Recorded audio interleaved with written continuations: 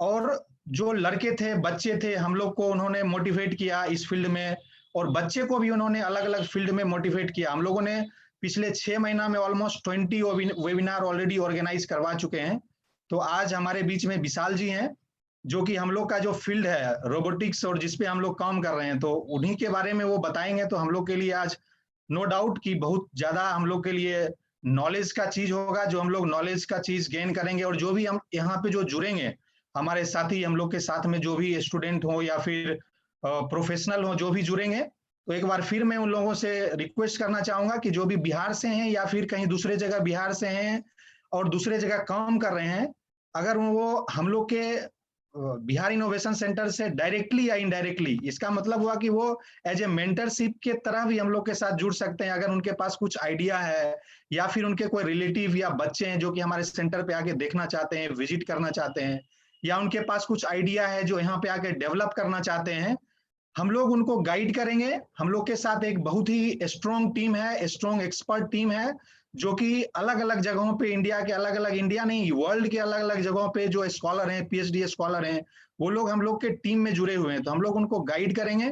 तो हम लोग चाहेंगे कि जो भी आज हम लोग के साथ जुड़े हैं, प्लीज चैट बॉक्स में आप अपना थोड़ा सा एक, अगर आपके पास आपका फेसबुक आईडी हो या फिर ईमेल आईडी हो या फिर कुछ कॉन्टैक्ट नंबर हो, थोड़ा शेयर कर दें। तो हम लोग एक डाटाबेस रखेंगे। इन नियर फ्यूचर अगर हमको कोई हेल्प होगा या फिर हमारे सेंटर से उनको कुछ जरूरत होगा, अगर हेल्प होगा, तो हम लोग एक दूसरे के साथ म्यूचुअल अंडरस्टैंडिंग, हम लोग एक दूसरे को कोऑपरेट करेंगे।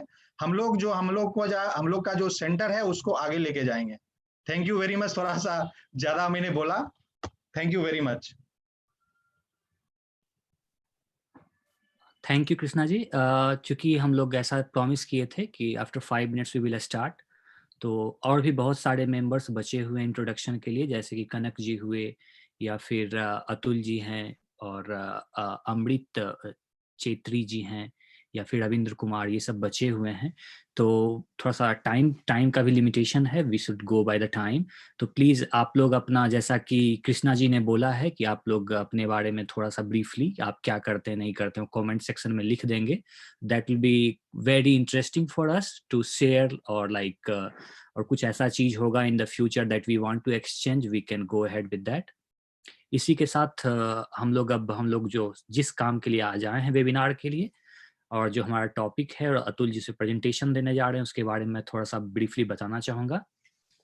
सो it's my pleasure to welcome doctor Vishal Gaurav. He is working on computer vision and robotics.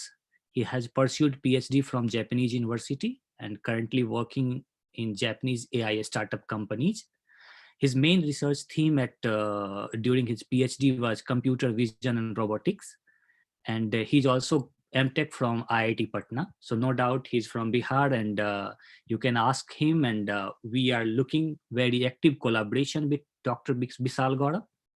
So Dr. Bisal Gaurav, now floor is yours. You can please introduce your topic and how we can implement your ideas in Bihar. That it will be our pleasure to know more about that, how we can utilize the expertise that you have back in our state. And please feel free to turn on your video or like camera as you like.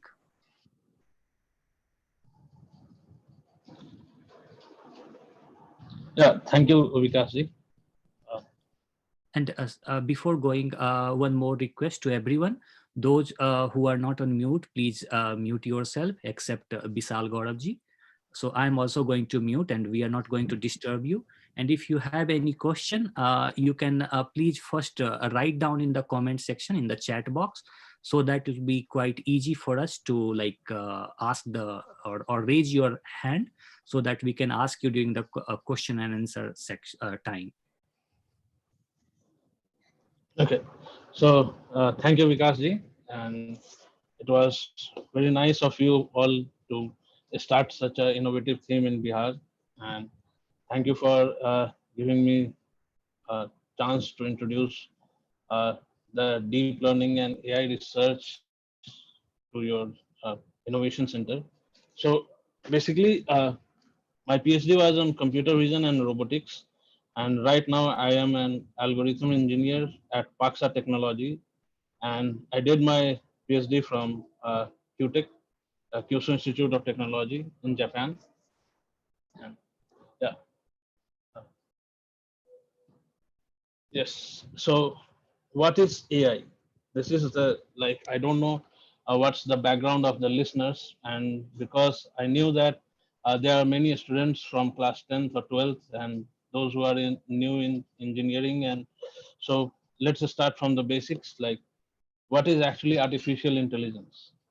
So, and so AI is like in the layman terms, it was this term was first coined in 1954, and this was actually coined by accident because in MIT, a professor gave his student uh, uh, like a program to do, like you need to do automatic image captioning, and he thought it was very easy thing and it should be done quite nicely.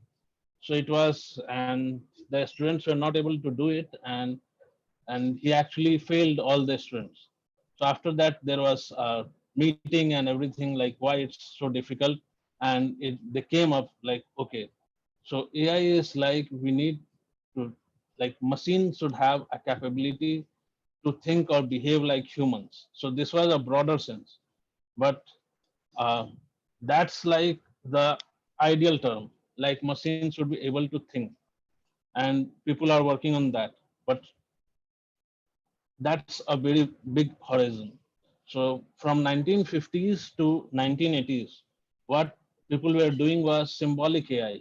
So in symbolic AI, they were like doing the programming and everything using uh, these interpreted language and symbols, human understandable symbols and logics like fuzzy logic, search, etc.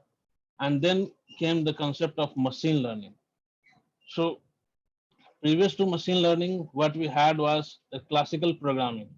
So in classical programming, like many of you would have been familiar with coding somewhat. So we have a set of rules or algorithm. So if we want to do something, so we write programs for that, and we define the algorithm line by line. So if we want to sort numbers from increasing order or decreasing order, so there are set of rules and there is data. So we write the program and there is the output, the answer. And in machine learning, this is not the case. So what we did was like in classical programming, so usually the programs are very long, like sometimes it's more than 1,000 line of code or 10,000 lines of code. But in machine learning, we wanted to change that. So it was what like, so we wanted to learn the rules from the data and the answer, because we have the data. Like you want to detect a human, so going by classical programming, if you want to detect human, so you need to extract each feature of human. Like there should be hand, the hand length should be this, face should be there, and you need to define a lot of features manually for face, eyes, nose, and everything. So in machine learning, that's not the case. We have image of the person, a lot of humans, and we have like, okay, the answer is this is human. So the machine automatically learns, or like we learn a set of rules. There is coding, but the coding is slightly different than the classical programming, and we learn the rules, like uh, uh, how can we directly detect the humans or the scripts, language or speech or video. And then came the concept of deep learning. And deep learning was nothing, it's a subset of machine learning. And in deep learning, what we it's nothing but neural networks. So that's also a part of supervised learning. And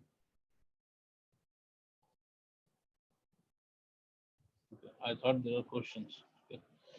uh, yeah, so in deep learning, so when you have a neural network which has a depth of more than 3, So we call it a deep learning.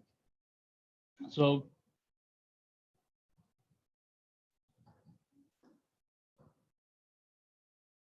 in machine learning, what we do is we learn representations from data. And what kind of representations? These are the features uh, we want to learn, like the human features. Like if we do classical programming for human detection, so in machine learning or machine learning based computer vision. So what we do is we have the data points, we have some expected output. Like if we have an image of human, we want to detect it as human, and we need to check whether our algorithm is working or not. So for that, we use the loss function. So I don't want to go in detail of the mathematical things because this is the first introduction lecture from me. So, and deep learning is just it's kind of people think it as a black box, but for me it's like a mathematical framework for learning these representations using the neural network. And we have a lot of proof and theorems which tells why deep learning works and how it converges and everything.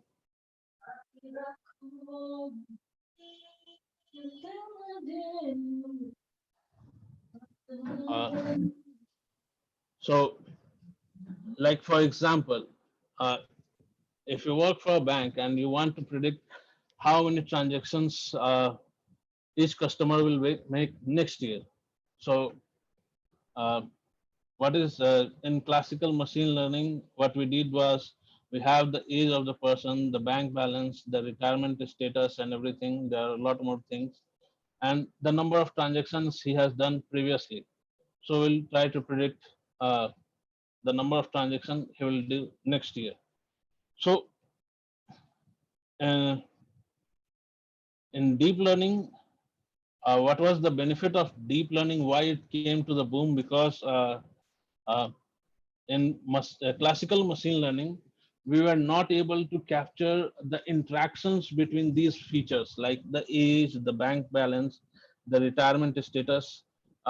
We were like in most of the models, they were independent to each other, and we were trying to predict things directly from uh, the age or the bank balance. So the interactions were not captured very well. In deep learning, uh, we capture these interactions in those hidden layers. So these hidden layers are actually a way to like give weights to what kind of features affect the output of the uh, like or output of the model, because like the age, bank balance, retirement status, number of children, marital status, there are a lot of features to consider, and each feature has a different aspect. So these are captured in the hidden layer, and then we get the output. So the application of deep learning right now and is like the things I am working on is like security and surveillance, and the healthcare, biomedical devices, agriculture and rural development, smart vehicle, food processing, robotics, waste management, clean water resources, renewable energy, hospitality, financial services, entertainment, tourism, retail. So, like uh, nowadays, like in Japan or US, and mostly in some of the Indian cities also, like New Delhi, Bombay, there are a lot of surveillance cameras being installed everywhere. But uh, the like the surveillance videos which are coming, they don't give us the information. We need like uh, some way to mine those information from those data, and like because most of the all the big data right now is coming from the surveillance videos, and it's complicated because there are a lot of occlusions from person objects trees or the roads, vehicles, everything. So everything is there, and we need to extract meaningful information in security and surveillance. So as I told, like the data is not information. We need some mining technology, visual mining, so that we can uh, mine the information needed for these meaningful information. So like person detection, re-identification, tracking. So in terms of like if there is some terrorist activity, so we can like also track the behavior, human behavior analysis. This is also a research topic nowadays. Like if a person is walking, if a pedestrian is walking, so based on his behave, we can identify what kind of thing he is trying to do. So if someone is suspicious, you can continuously monitor him. And how can you find if someone is behaving suspicious? That's also research, and we are doing that also. So if his behavior, if he's looking nervous, so looking nervous, you can find from facial expression. So there are a lot of things comes in place in this. So and we can, like I told, like we can count the person by tracking. If there is a crowded scene and there has been some terrorist activity, we can count the number of people which were actually present there from the video surveillance, and we can enumerate what has happened and what was the disaster and everything.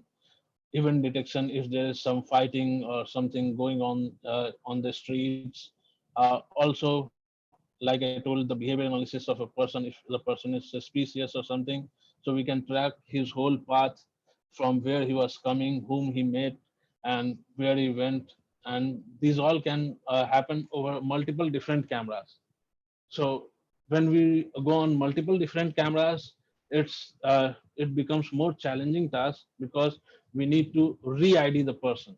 So that's also a research topic which we are working right now. And in India, right now, there is a startup, very nice startup, StackQ, for tackling crimes. And this is actually a very nice startup. And some states and Indian Army is using this app. Uh, and in this app, they use there is two softwares they have developed. That is Police Artificial Intelligence System and speaker identification using AI networks. So in police identification system, what they do is like they click a picture of the suspect from their mobile smartphones, and it gives all the details of the person using facial recognition in the police database. And speaker identification using AI networks is like in this app, they tell the people to speak, and based on their voice modulations, this app identifies the person from the police database. And actually, this is actually a need of India right now. And like India has spent a huge amount on these terrorist activity and everything, so to stop the terrorist activity. So like this is a very nice startup, and we can do similar thing or a little bit improvement or something from our innovation center here in Patna also, because Bihar is not in the states who is using these kind of apps or anything. And the second is healthcare and biomedical devices. So a lot of people know that there are robots performing operation, and that is actually the teleoperation. So the doctors are sitting in the chambers and they are doing minor hand movements, and the robot is doing the insertion on the patient, and it's actually doing the precise cut and doing the operation successfully. Also, when we come to the computer vision field, there is a huge amount of research which has started in healthcare sector, like detection of brain lesions, the trying to predict the stroke in the person using the brain signals, or trying to predict the infection in the eye of the person, trying to detect cancer from the MRI and the chest X-ray and everything, trying to detect the breast cancer.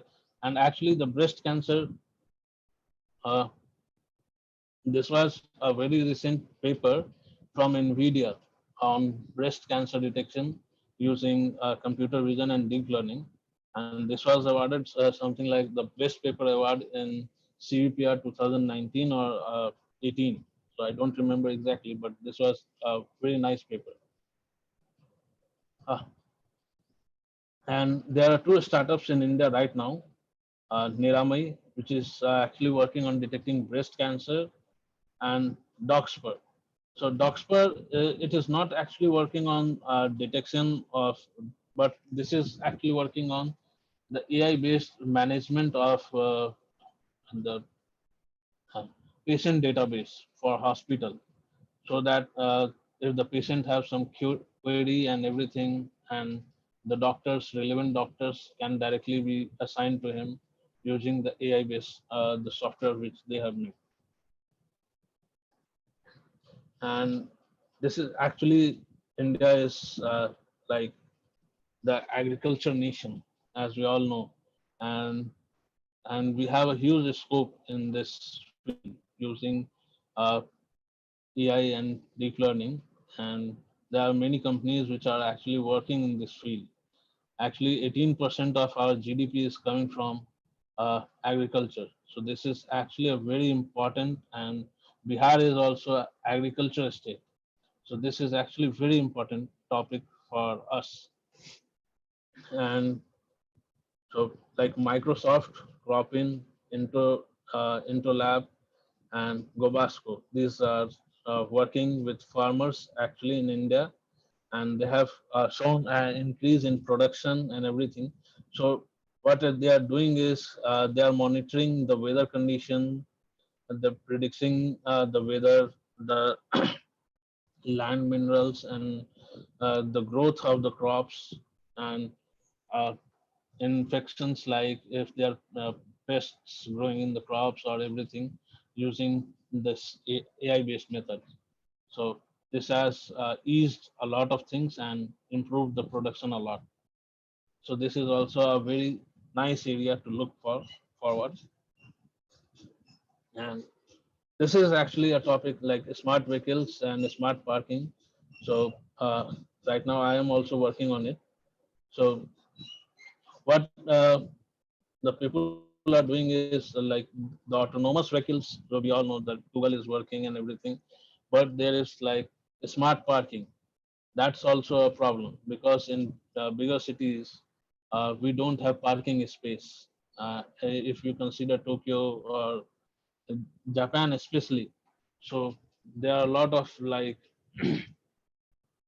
the parking is very, very costly, and uh, in Tokyo especially, we don't find empty parking spaces. So they are making softwares, and they are installing these uh, cameras and automatic detection of payment and everything. And in India also, I saw that we are using the fast tag. So in India, it is like they made it a little bit easy. They are not reading the number plate of the cars, but they are reading the fast tag of the car directly from the cameras, and they are detecting the amount. So this is also good, but this is also used in parking. So directly payment with you don't have to do anything. Direct payment is there when you go inside the parking, and when you come out, the payment is deducted. And Aeon is a company that's working on smart parking. Paxa is also working on a smart parking, and then smart vehicles. There are many companies like Google, Tesla, Mercedes, Toyota. Everyone is working on autonomous driving. So this is a field, and food processing industry. And this is actually a very interesting and challenging industry. But actually, the food processing industry is actually a very big field, and we are also working on it. And many startups are there in this field. So uh, there are many things which we can do, like sorting, food safety compliance, maintenance, cleanliness, developing products, like what kind of new products we can develop, like the biscuits, or what kind of new taste, helping customer with decision making. This is actually a very interesting topic. And in my PhD also, some students in my lab were working on this, using the robots. So they were asking people, like, the two products were displayed, and when the people were asked to decide which one they want, and the robot has a decision making, like robot help them, like, okay sir, please choose this one is better. And usually people preferred the robot based interactions. So actually the sale of that product was more. So the research was actually like psychological effect of robots on person decision making. So that is also a very nice and challenging topic.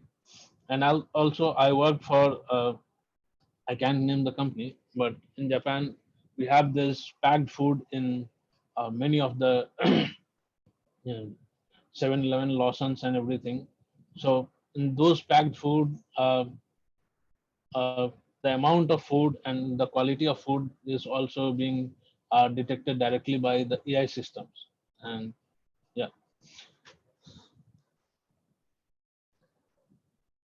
so coming to my research in robotics, what we did was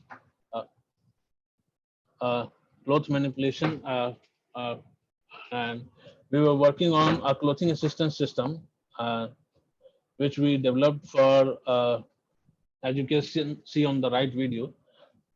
We showed the demonstration in IREX 2017 also, and in 2020 also. But in 2020 January, I was not working in the team, so that video is not with me. But in this video, what we wanted to achieve was that for elderly care houses in Japan, because in the developed countries we don't have people for work. So for these work, especially for taking care of the elderlies and everything, so we wanted to make a robotic system, and which can actually estimate the human posture, and can work in close collaboration with the human. Like, this is a Baxter dual arm robot, which is actually estimating the posture of the human, and actually doing clothing assistance, and is dressing the person. And actually the main challenge is uh, reliable clothes state estimation, because like I told in my first slide, like in MIT they give, like, okay, you write a program to caption all the images. So this was more challenging than that, because clothes has a very non-linear dynamics. So it can change, we can fold it, we can, so detection and actually estimating its state. Because for human it's very easy, we can actually touch and we can feel what's the material. We can actually do the force sensing when we are like wearing the garment. uh, we sense the force if our, when while wearing the t-shirt, if our elbow is stuck, so we know that it's stuck by the force information from our body. So these kind of things we have to learn and overcome in this task. And actually also, as this robot is we needed a bigger robot which can actually reach the human. And for that, so this kind of robot is like uh, uh, has a huge torque and force output. So working with a human in close perception uh, and close interaction is very difficult, because sometimes these industrial robots we have the, like, uh, warning that a human should be like 1 meter away from while the robot is working. So these kind of things. So we did everything. We manually control the force information, the force output, the torque output, and everything, so that it should not tear the clothes and it should not hurt the a person. And everything, the computer vision part was my work, that we need to detect the human, and when we are dressing the human, so when the cloth is on top of human head, so you cannot see the human because it's occluded then. So that was our task to detect human and detect clothes simultaneously. And my partner was Ravi Joshi. You can see in the video the guy who is pushing the table, pushing yeah, uh, the chair to forward to the robot. So like yeah, he was controlling the robot, and work was to do the computer vision task on this field. So actually, the challenges is because there are multiple garments. So a human is wearing something that's also garment, and there are multiple extremities. So like the t-shirt has its collar, its sleeves, its hem part, and we need to detect everything. And actually, the views of the garments change. Like you can see in this image, the collar part from here to here it's completely changed, and here it's completely changed. So shift features are those handcrafted features are not very good while working with garments. Also, this is a validation video where we detected the hem of the garment. We also 3D printed this gripper, which is very soft gripper, and my professor is laying down. He was actually testing my code, like, is this able to detect the hem of the his t-shirt and was able to grasp it or not. So actually, uh, we actually managed the force to very low, so it didn't hurt him, but it grasped also, and it actually did the like depth information we captured from the Kinect sensor, and actually to grasp it, and the force information, what force should be there to grasp it, and the force at which it should pick and everything. So we need to learn those things. So there are two ways to do that. Either we can do it using classical method or using the machine learning. So, and this is my current research area, the person re-identification.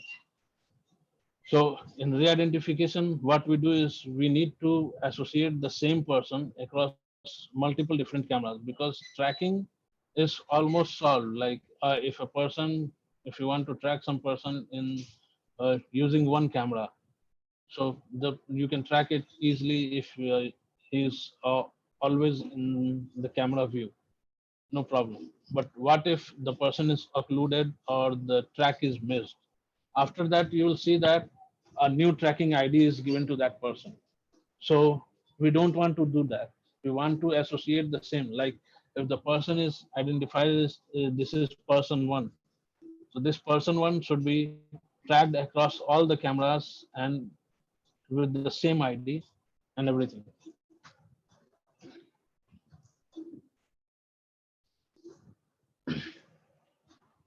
So in single camera, if the person reappears after some time, so the track is lost. And there are many times when the person is lost due to occlusion, like if there are multiple person in the scene, so the person is lost due to occlusion from other person or other objects. And the challenges actually for the surveillance is that, can we do the biometric face identification? So the face is actually, these are the real images from the surveillance camera. So the frontal face is usually not visible, and there is not enough resolution. And this second opinion was like we can use the gate. So gate is the uh, like your fingerprint, your walking style, your standing style is very unique. Every person's walking style is body language is unique, and we can identify the person using his walking style and pattern. So that's gait of the person. And like we try to detect also using the gait, but the exact extraction of the gate features is not very easy when we have such low resolution image. So this is a very challenging task right now. And there are many interesting topics in computer vision which the students can actually try their hands on, like image and scene understanding, image segmentation, biomedical images, geosensing, person detection, identification, tracking, autonomous driving. And also in the month of February, I actually helped many students from engineering college. They were participating in a Smart India hackathon. So this was organized by the Indian government, and there was around 400 Indian companies, the government PSUs, the state government, and the private companies were there. They put their problems which they want to solve and implement in India, the Indian market. So you can find a lot of problem topics and for students, and actually for the companies, and to make the products also from here. And actually the three teams which participated in this, they were like, they came in second in one task and third in other task. I don't know the result of the last team.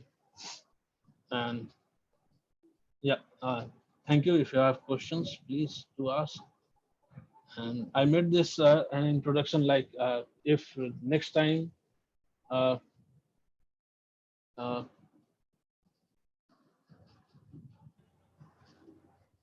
uh, if people have question and interest, so we will discuss more technological details and everything. So now those who have question, could you please raise your hand by clicking,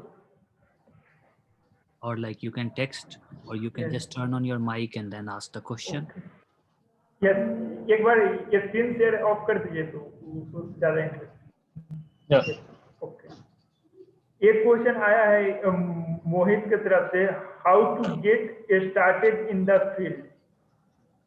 So actually, Mohit, to get started in this field, you just need a basic programming experience and a little bit mathematical knowledge, like probability.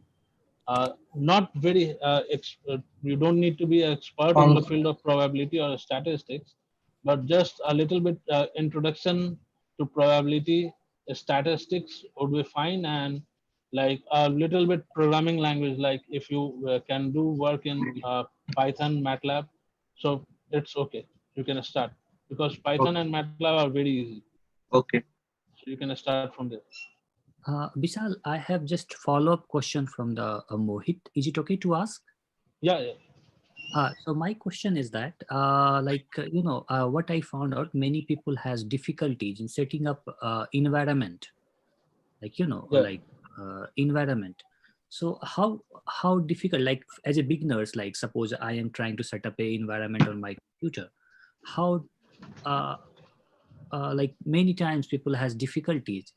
So is it okay, like how to overcome such difficulties, or like expert, like you can give more thought on that? So yes, so here comes the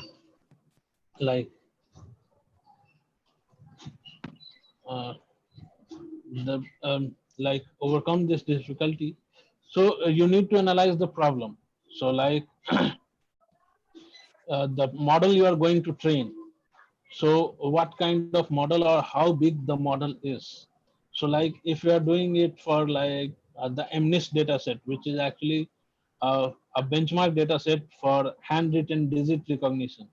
So we can do it on a simple laptop for 5-10 minutes and the model will train. So that's not a problem to do it. So for students, I don't think it's a a big problem to overcome this. For like for institution, if you want to develop products, then there is some challenges.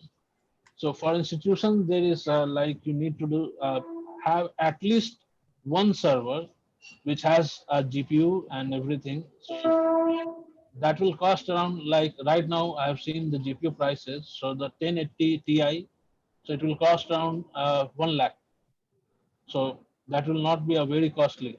Uh, so 1 lakh. So if you put 4 stacks of that GPU, so you can actually develop any model which can be like professionally deployed. And also right now, yeah, I forgot to mention.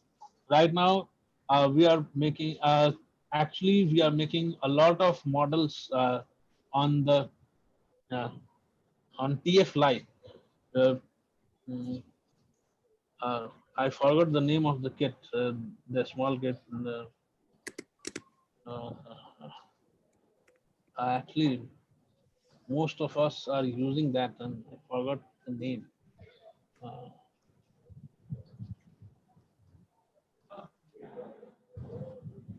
Uh, It's okay. You can text us later also. yeah, so the edge devices, uh, it's actually yeah, the so actually my work is usually like I make the codes on the server, and the deployments engineer have the they compress the model using the TF Lite, and they deploy it and on mobile devices and the edge devices. So uh, uh,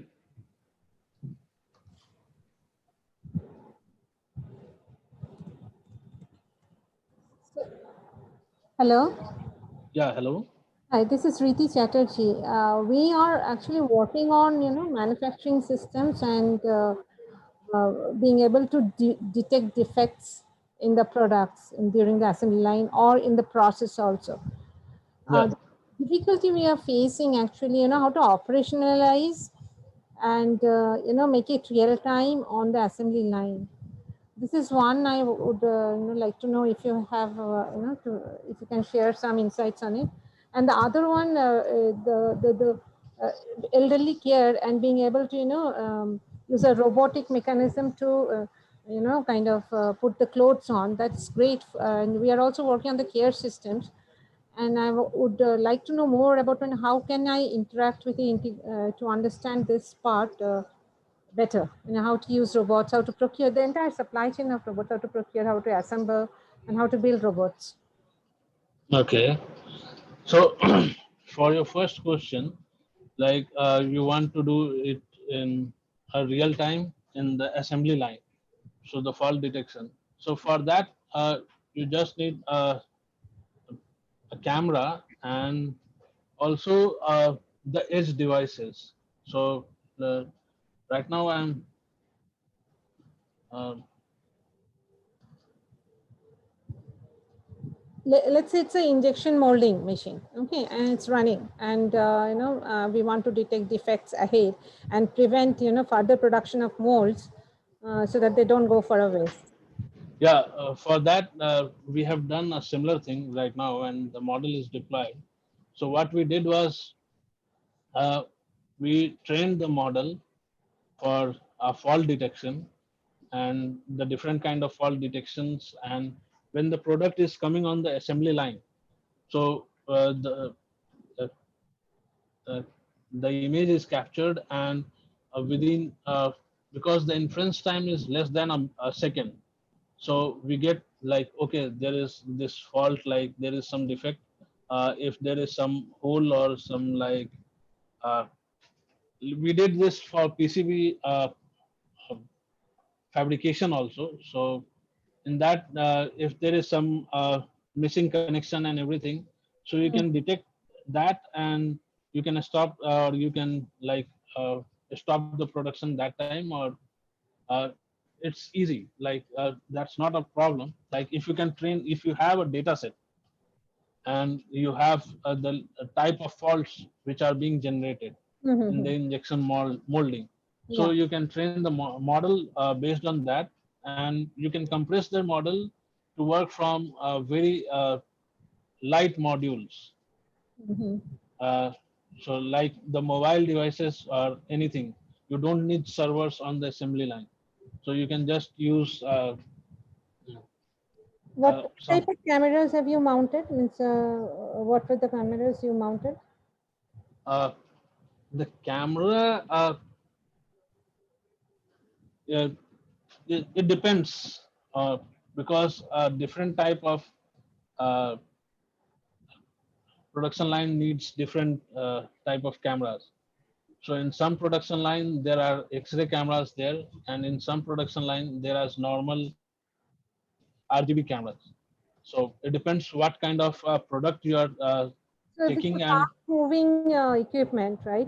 It's going yeah, back and forth. And yes, in the plastic mold, what happens within the plastic, this flow lines and all these things, they come up, and you should be able to predict at that time itself. So in such cases, and how do you make the camera resistant to such thermodynamic conditions? Those are the questions. Maybe we can take it up separately. I don't want to take a lot of, but can you share your yeah, details, contact numbers also? So yeah. that, I will share it. Yes. sure. Thank you very much.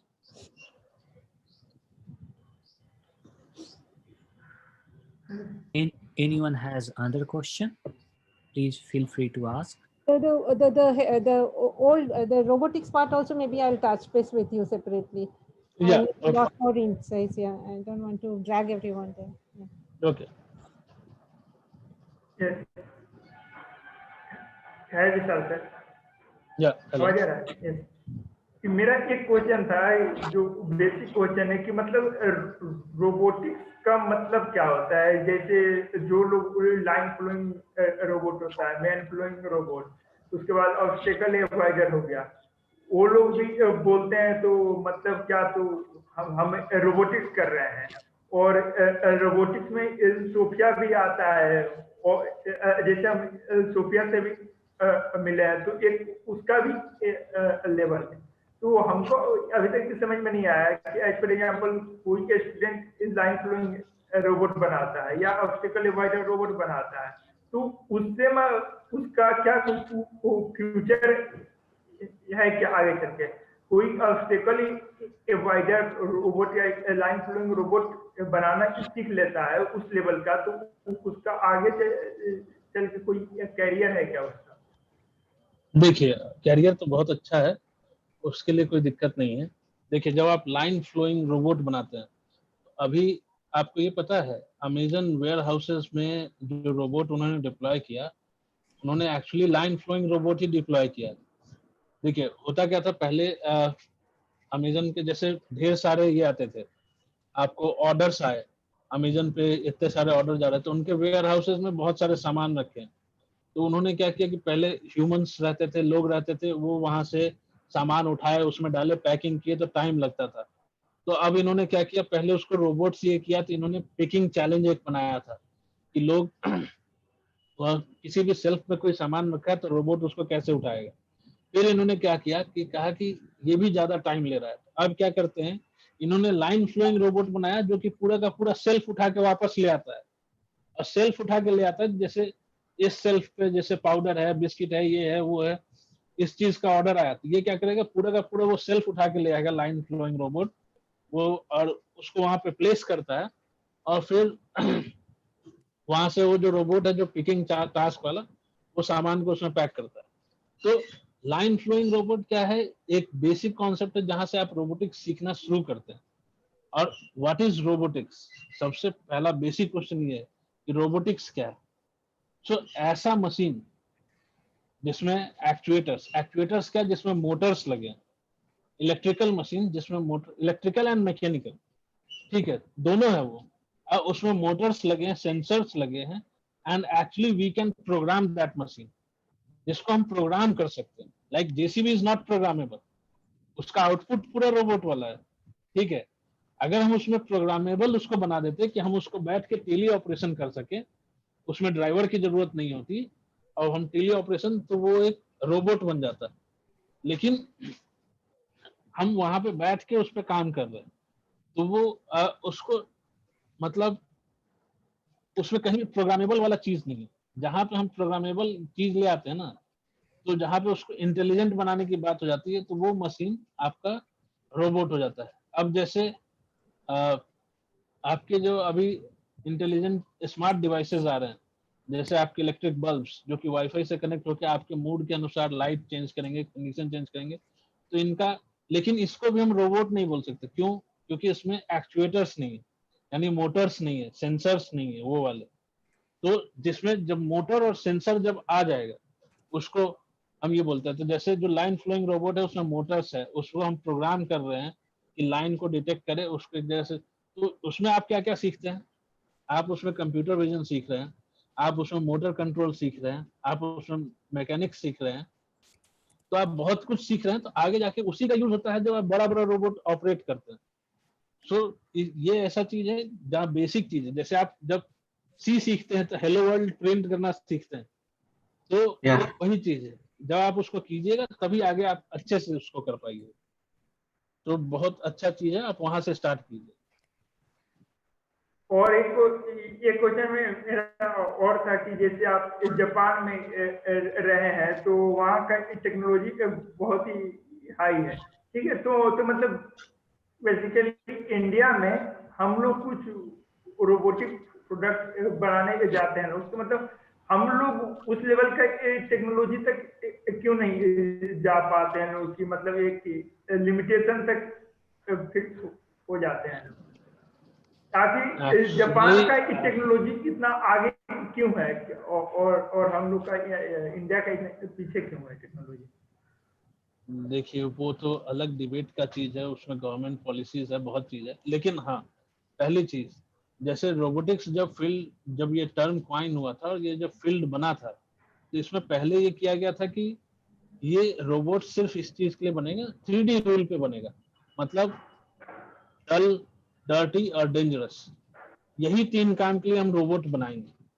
Target यही था कि कोई काम बहुत boring हो, जैसे security सर्विलेंसिंग, dangerous हो जैसे न्यूक्लियर पावर रिएक्टर और न्यूक्लियर रिएक्टर का क्लीनिंग और ये सब, या कहीं डिजास्टर आया है तो उसका मैनेजमेंट, और डर्टी जैसे कि आपका Suez cleaning.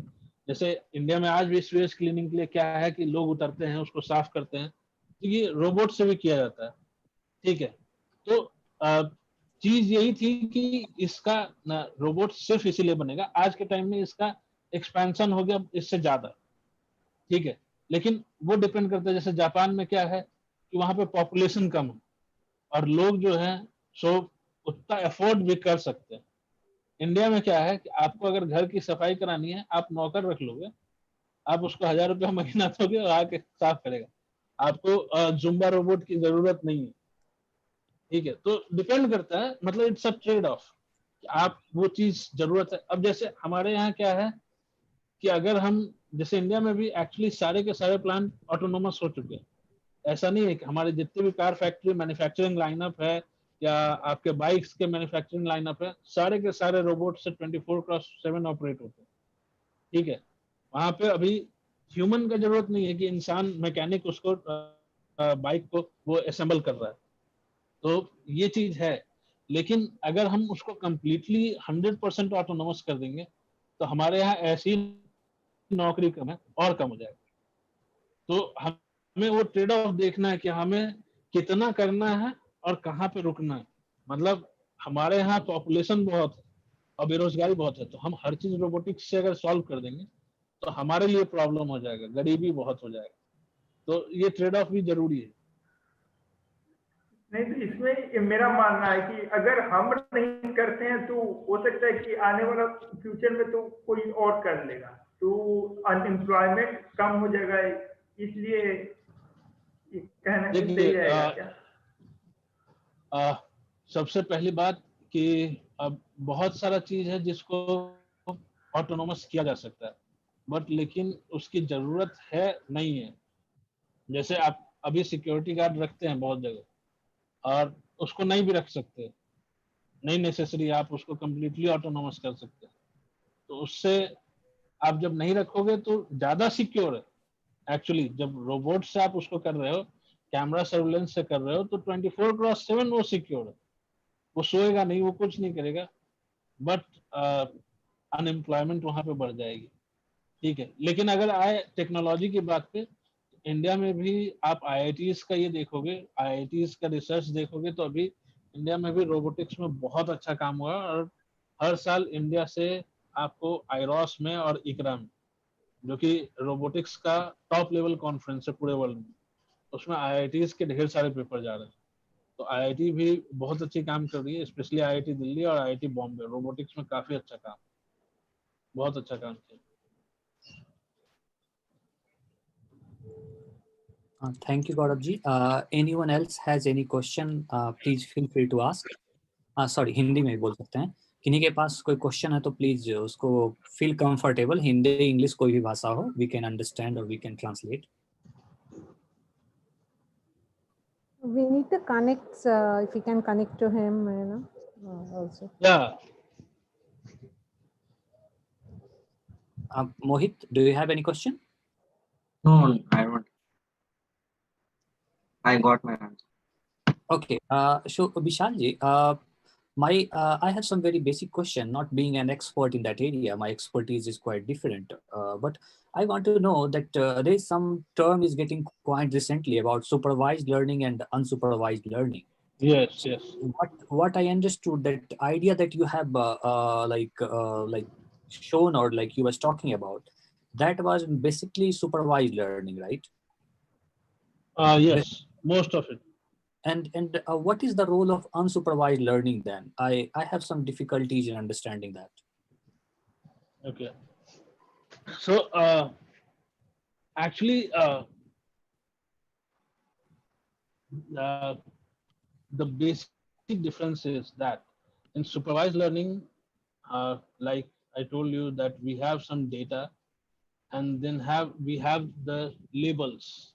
Like if we want to do like person identification, like, so in person identification, if I want to detect Vikas Ranjan and detect Vishal Gaurav, so we have our pictures and we have labeled it like this is Vikas Ranjan, this is Vishal Gaurav. Okay, and and when we are doing the training the model, so it has a label like this person is Vishal, this person is Vikas. So this is supervised kind of learning. In unsupervised learning, like we cannot do this person identification, but what we can do is actually at the upper level we can do that also, but in layman terms I'm telling you, like if you want to detect if this person is, if the image is of a person or a dog or a cat, so the features are a little bit different, so we don't need labels. We can generate some distance metric or some like feature space, and we can cluster them, so we can do it in unsupervised manner. So we don't need labels there, like if this type of problem is there, like we need to segregate different species of animals or different race of humans. So these kind of things we can do in unsupervised learning. Like we need to differentiate what kind, because labeling the data is actually very challenging task and very expensive task. So the most challenging thing in deep learning or the machine learning right now is labeling the data. And actually the labeled output, supervised learning output is actually very good for real world application. But if you want to do like species detection and species, like what are the different species in this pictures, are, so we can do it by clustering also, like unsupervised learning. So in unsupervised learning, we don't have a label or the like arrangement of data. The data is a random collection of data, and we can do. There are a lot of methods for learning there, like k-means clustering, like based on their centroid, and we do the distance. We learn the distance from each point. Like, okay, how similar is this to a human, and how similar is this to animal? So what, that kind of thing. So if you want, we can have a next session also, in which I can discuss about the supervised and unsupervised reinforcement. There are three types of learning. There is supervised learning, unsupervised learning, and there is reinforcement learning. Okay. Oh, so that third term just today I learned from you. And Yeah, the reinforcement learning is what the humans do, what Okay. we do, what we learn. Actually, so whenever we learn something, and there is a reward, like we get marks or we get applause, like when a baby is born, and after that it starts walking. So whenever it stands, everyone claps and everything. So he gets praised. So like that's a positive feedback learning. And like when you scold your child, when you hit him, so that's a negative feedback learning. So there are many terms. So we can discuss it if we have like any next session and the people are interested. So we will Yes. have a session on that also. There's one more question from Mohit Kumar. He's very young, brilliant student from Bihar. So he's going to ask you a question. So Mohit, is it okay? Can you ask or should I ask? Because he already. What are the other programming languages used in this robotics field? So right now, uh, C, C++, Python, MATLAB, you can use any of these. But actually, Python and MATLAB are very easy. So usually people prefer that. And if there is some time constant, like you want to like, Can you repeat? I was not able to listen. oh, okay. So C, C++, Python, MATLAB, you can use any of these languages, and there is no problem in that. And but if there is some time constant, like some real world application where time is very important, then we prefer C or C++. Otherwise, Python and MATLAB is fine. Okay. Yeah, and actually Python and MATLAB is relatively very easy to Yeah, code. Python So, syntax is yes, so that's why mostly we prefer Python for programming and robotics. yeah. Okay. So it seems now no one has any question. So like Vishalji, it was really great. It was our pleasure that you came and you gave a very nice talk. And we are looking your active engagement with our organization, Bihar Innovation Center. And we have just started, or you can say we are just learning how to start in the area that you have mentioned right now. So for that purpose, as a like from Japan side, you can support, or we have also in this like group, we have Riti Chatterjee ji. She seems like she has very too much expertise in that area also. So she can also help and support us to building the environment and setting up and like starting such kind of things back in Patna, in our home state. So if anyone has not any question, let's thank Bisal Gaurav ji. And we hope that next time again he comes and gives some good talk about supervised, unsupervised, and other kind of his expertise and experience he can share with us. So thank you, Bisalji, Thank for you. coming and giving nice talk. Thank you. Thank you, Vishalji. And thank you everyone for coming. And if you have any question and queries, you can visit our website www.biharinnovation.com, or you can connect with Abhishek ji. Abhishek ji, you can share your number once there in the group so that everyone can note down. And there's any question or query with your email address also. Abhishek ji, today I will visit your innovation center. So is it open? Abhishek ji, you are. Yes. Open. Okay. And Bisal ji, once you reach there, please just give me a call. Okay. Okay. Thank you. विशाल जी, आप कहाँ पे रहते हैं पटना में? आपका location? मैं पटना में नहीं, हाजीपुर में हूँ. So Abhishek ji has already given his contact number and email address. if you have any question, queries, or you have something like more active engagement, if you're looking for, you can connect on this, like you can WhatsApp also on this number. So after 10 seconds, I will just cut this call. Is it okay? Yeah.